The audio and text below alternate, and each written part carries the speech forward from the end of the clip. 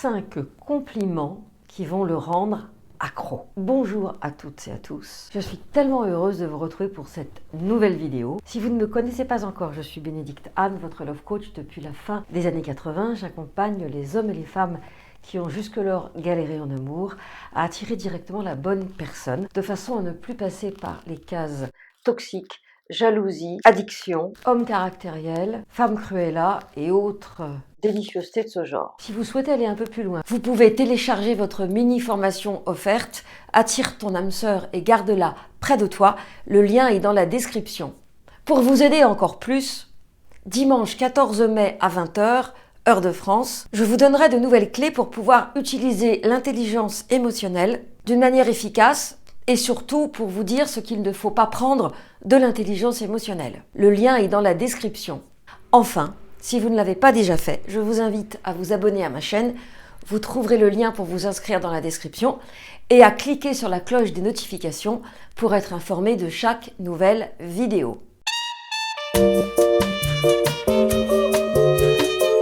5 compliments qui vont le rendre accro. Vous vous doutez bien que ce n'est pas un compliment qui va rendre un homme fou de vous, mais la façon dont vous allez égrener vos compliments va participer à la qualité de la relation que vous souhaitez développer avec cette personne et surtout va vous permettre de créer une intimité. Avant de vous délivrer les 5 compliments auxquels j'ai pensé pour vous, je voulais vous dire 2 choses importantes. Un compliment doit être subtil et ne doit surtout pas être quelque chose de l'ordre de la pression. Par exemple, tout ce qui est de l'ordre de l'affect est à éviter. Et je pense à un de mes coachés qui m'a raconté que sa chérie du moment lui disait « Oh, dans 4 ou 5 ans, nous pourrons peut-être vendre nos appartements et acheter une maison ensemble. » Et lui me dit « Ah, mais c'est dans 4 ou 5 ans, j'ai le temps. » Et je lui réponds « Non, pas du tout. Elle est en train de laisser germer dans votre esprit que vous pourriez un jour vivre ensemble alors que ce n'est pas du tout à l'ordre du jour et que la probabilité que ce le soit plus tard est assez faible. » Et il ne s'était donc pas rendu compte qu'elle était en train de le manipuler. Alors que ce soit conscient ou inconscient, peu importe, ce qui est certain, c'est qu'avec l'affect, vous devez y aller mollo. Si c'est pour dire « je t'aime, tu me plais, tu me manques, la vie sans toi est triste », là vous mettez la pression autour de l'affect. Et c'est une très mauvaise chose. Si vous devez flatter son ego, parce que c'est bien connu, beaucoup d'hommes ont besoin qu'on les flatte, faites-le avec subtilité, avec intelligence. Si vous arrivez avec vos gros sabots, genre « Ah, tu es très beau, le gars, il va pas être dupe. Et vous allez passer pour une bécasse. Donc, si vous faites un compliment, soyez subtil.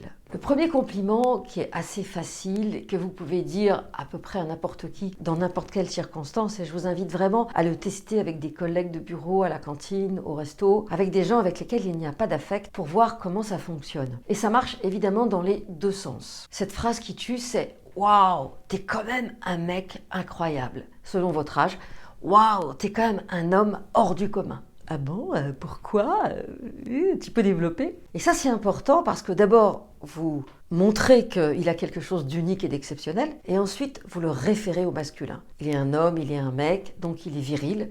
Et le problème des hommes aujourd'hui, c'est que soit ils ont été castrés, soit ils manquent de confiance en eux, soit ils doutent de leur masculin, et même si ce sont des hommes qui donnent l'impression d'avoir confiance en eux, ça n'est pas si simple.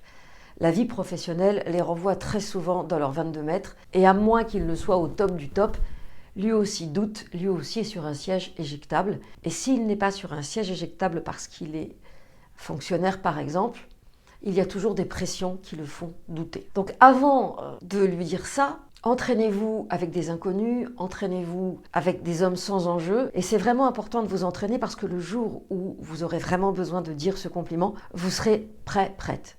Et pour le coup, vraiment, j'insiste, ça marche dans les 2 sens. Derrière, la question, c'est « Ah bon, pourquoi les femmes comme les hommes ?» Le deuxième compliment ne s'adresse qu'aux femmes. Et là, il va falloir jouer sur le côté abandon, protection. Vous savez, le fait de mettre votre tête contre son poitrail velu, ou encore le fait de venir vous blottir dans ses bras le matin, par exemple, au réveil, ou dans le canapé lorsque vous regardez un film, c'est quelque chose qui va réveiller en lui la fibre du protecteur. Et si vous lui dites sur un ton très calme, posé et en même temps pas enfantin mais féminin. Quelque chose du genre « avec toi je me sens vraiment en sécurité ». Vous allez évidemment faire appel à la part de lui qui est protectrice parce que je vous rappelle que dans la psychologie évolutionniste, l'homme était quand même là supposément pour protéger la femme. C'est lui qui partait à la chasse aux mammouths, etc. même si cette théorie a été très souvent controversée, dans l'inconscient collectif, il y a quelque chose de l'ordre de la protection. Et si jamais ce n'était pas forcément le cas, le fait de lui dire ça va réveiller en lui cette fibre-là, et sachant qu'il vous fait du bien, il aura encore plus envie de vous faire du bien, et vous faites comme un ancrage, c'est-à-dire que vous le programmez pour qu'il ait envie de vous protéger, et qu'il ait envie que vous vous sentiez en sécurité avec lui. Et ce qui va évidemment aussi montrer votre vulnérabilité et le fait que vous n'êtes pas qu'une femme qui n'a pas besoin de lui finalement, qui sait tout faire toute seule, du bricolage jusqu'à la cuisine, etc.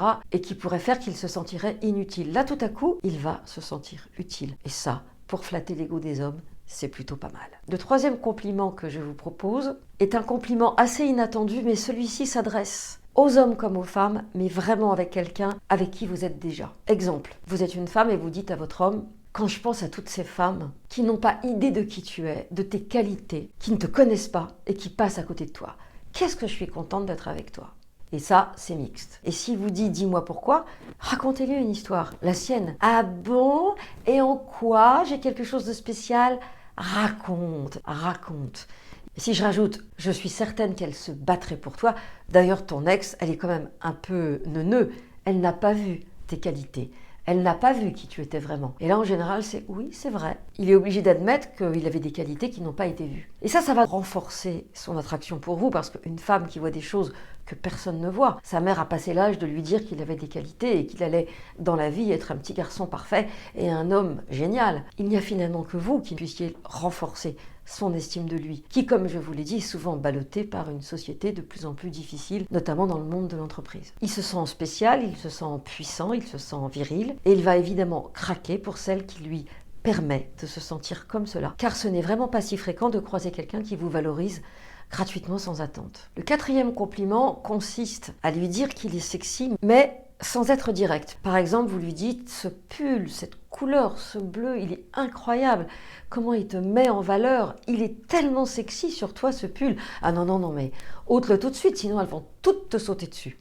Ça va évidemment le faire sourire. Il va avoir l'impression que vous lui dites qu'il est sexy, mais c'est le pull qui est sexy. Donc, c'est un petit peu plus subtil que si vous lui disiez: ah, tu es très sexy. Et ça s'adresse évidemment à quelqu'un avec lequel il y a une alchimie sexuelle. Vous pouvez aussi faire ce compliment à une femme si vous êtes un homme. Ainsi, vous n'êtes pas en train de lui dire qu'elle est bonne, vous êtes en train de dire que sa robe lui va très bien et qu'elle la rend sexy.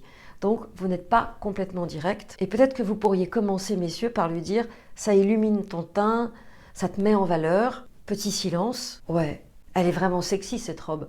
Ôte-la. Sinon, ils vont tous te sauter dessus. Et là, tout de suite, messieurs, tout de suite, vous vous reprenez en disant: je plaisante évidemment, parce que sinon elle pourrait penser que vous êtes un jaloux pathologique, ce qui n'est évidemment pas le cas.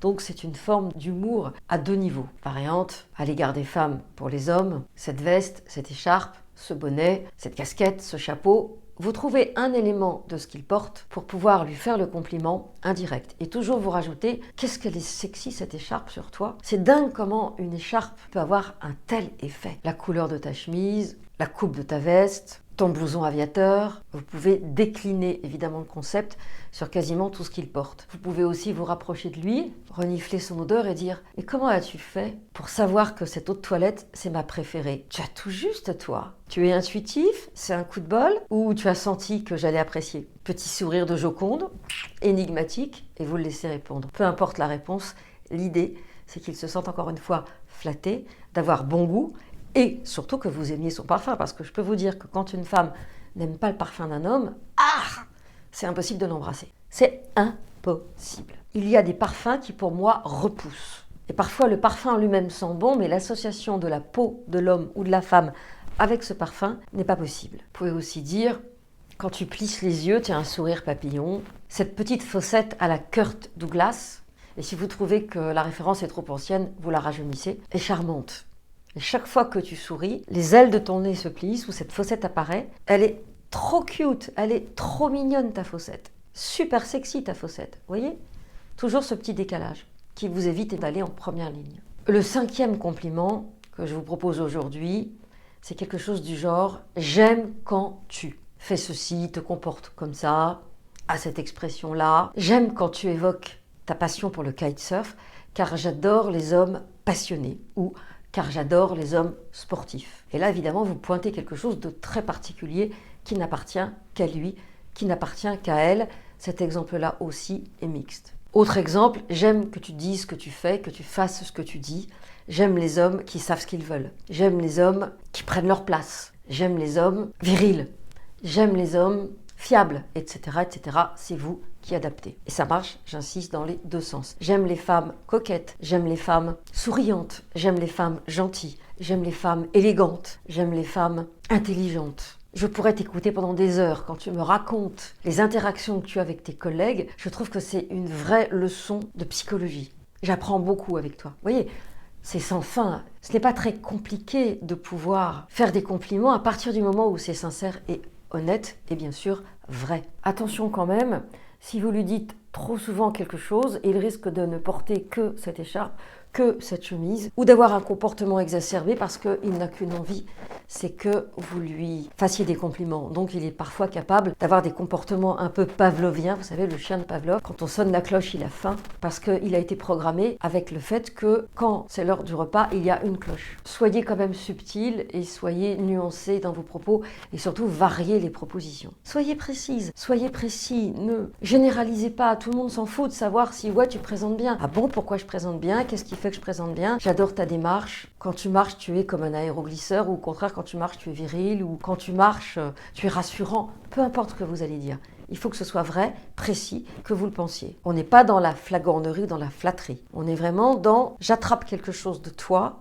et je le mets en valeur. Ça peut être aussi des phrases du type « avec toi je me sens en confiance »,« avec toi je peux être moi-même »,« avec toi je sais que quel que soit le spectacle que tu vas choisir, ce sera bien »,« avec toi les nuits sont douces ». Alors par exemple, s'il ronfle, ton ronflement me rassure parce que je sais que tu es là et je me sens en bonne compagnie. S'il ne ronfle pas, avec toi c'est génial parce que tu ne ronfles pas. Vous avez compris l'idée, vous allez mettre en valeur des choses qui évidemment vous parlent. Si vous ne supportez pas ces ronflements et que vous lui faites des crises pour qu'il aille dormir dans le salon, on n'est plus du tout au même endroit. Donc soyez toujours authentique, ne racontez pas d'histoire, parlez vraiment de qualités qu'ils ont, qu'elles ont et qui ont été reconnues par des personnes de leur environnement, surtout depuis petit. Si, par exemple, l'autre a des yeux merveilleux, au lieu de dire « tu as des yeux d'un bleu merveilleux, tes yeux sont des lacs dans lesquels je me noie », vous dites « j'aime ton regard d'enfant, j'aime la pétillance dans tes yeux, j'aime quand tes yeux fondent et que je peux lire en eux et que je peux avoir accès à ton âme. » Vous voyez, c'est beaucoup plus intéressant que de dire « t'as de beaux yeux, tu sais » ou « ah, ils sont beaux tes yeux ». Et quelle que soit la couleur des yeux, vous pouvez dire ça. C'est ça qui est génial. À partir du moment où vous le pensez, évidemment. Voyez leurs qualités. Tu es ponctuel, tu es bien élevé, tu es raffiné, tu sens toujours bon. Tu as toujours quelque chose à raconter. Tu as toujours une nouvelle proposition à me faire. Tu sais me parler, tu me comprends, tu me décodes. Tu es délicat, tu es bienveillant, masculin, féminin. Et toujours sur des points qui sont justes. Et qui peut-être ont posé problème par le passé parce qu'ils étaient trop, justement, gentils, bienveillants, et que peut-être certaines de leurs compagnes auraient voulu qu'ils soient beaucoup plus machos. Et tous ces compliments vont vous rendre magnétique à ses yeux pour deux raisons. La première, c'est que vous croyez que l'autre a une grande confiance en lui. Vous croyez qu'il est sûr de lui, en fait, c'est pas vrai. Peut-être qu'il jouait un jeu, peut-être qu'il a appris à se dire qu'il pouvait avoir confiance en lui.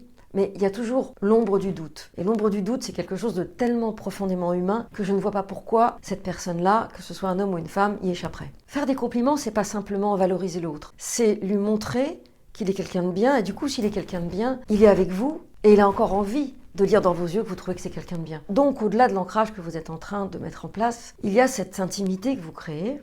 Il y a cette valorisation que vous créez, le fait de se sentir bien. Combien de fois quelqu'un qui se sent soutenu est capable de gravir des montagnes alors que seul c'est beaucoup plus compliqué. On est toujours plus efficace, on est toujours plus heureux, on est toujours plus sûr de soi quand on est deux. Et dès lors que c'est un blocage qui empêche d'avancer dans la vie, que ce soit pour trouver l'amour, que ce soit pour oser faire des choses, que ce soit pour voyager, que ce soit pour prendre l'avion, pour changer de métier, c'est le blocage qui nous intéresse, c'est ce qu'il y a à la base. Et précisément, si vous êtes avec quelqu'un qui vous fait confiance et à qui vous faites confiance, vous aurez cette base de sécurité que vous n'avez pas forcément eue autrefois et qui va vous permettre d'avancer dans la vie. Et surtout, je crois que tout être humain a besoin d'être sécurisé. La sécurité, c'est vraiment une des conditions de base pour pouvoir vivre une vie harmonieuse. Pour en savoir plus, n'oubliez pas de vous inscrire au webinaire sur l'intelligence émotionnelle et la quête amoureuse. Vous pourriez être surprise de ce que vous allez apprendre. Et vous, est-ce que vous avez l'habitude de faire des compliments? Comment vous comportez-vous quand vous en recevez? Savez-vous accepter les compliments? Ou êtes-vous tellement habitué à des commentaires